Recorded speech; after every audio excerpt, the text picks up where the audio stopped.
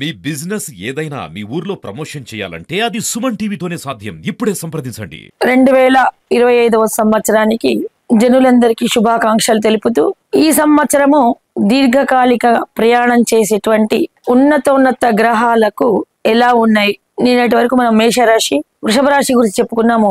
నేడు మిథున రాశి జాతకులకు రాజ్యస్థానం, ఏకాదశ స్థానంలో, దశమ స్థానంలో రాహు, శని మీనరాశిలో ఉండడం వలన భార్యాభర్తల మధ్య, ప్రేమికుల మధ్య అన్యోన్యమైనటువంటి భావన కలిగే అవకాశం ఉంది. ఒకరికొకరు విలువైన కానుకలు ఇచ్చుకోవడము, కుటుంబ పరంగా శుభకార్యాలు నెరవేర్చే అవకాశం ఉంది. కొంత అలసటకు గురి అవకాశం కూడా ఉంది.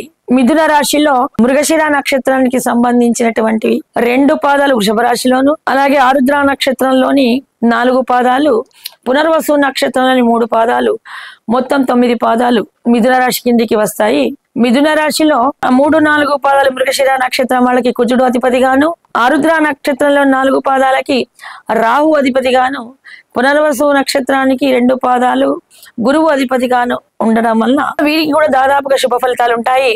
గురువు విశేషంగా ఈ సంవత్సరం మాత్రము ప్రతిసారి ఒకే నక్షత్రంలో, ఒకే రాశిలో సంచరించేటువంటి గురువు ఈ సంవత్సరము ఒకేసారి 3 రాశులలో సంచారం జరుగుతోంది. ప్రథమార్థంలో వృషభంలోను, తర్వాత అర్థం మిథునంలోను, కర్కాటకంలో కూడా కొంతగా మనకి 2025 మే 15 వరకు అలాగా 3 రాశుల్లో ప్రయాణించడం వలన అనేకమైన విశేష ఫలితాలు ఈ 3 రాశులకు కలుగుతున్నాయి. అలాగే మే 15 గురువు మిథున రాశిలోకి ప్రవేశించడం వల్ల మీన రాశిలో ఉన్నటువంటి రాహు, కేతువు, అలాగే మీన రాశి నుండి అపసవ్యక్రమంలో ప్రయాణిస్తున్న కేతువు కుంభరాశిలోకి వెళ్తాడు. కుంభరాశిలో ఉన్నటువంటి శని మహాదేవుడు మీన రాశిలోకి మార్చి 30వ తారీఖు నాడు వస్తున్నాడు. కాబట్టి ఇప్పుడు ఈ వృషభం, మిథున, కర్కాటకం కూడా లాభస్థానాల్లో ఉంటున్నాయి. ముఖ్యంగా మిథున రాశి వాళ్లకు కొన్ని వ్యక్తిగతంగా మానసికమైన క్లేశాలు జరిగే అవకాశం ఉంటుంది.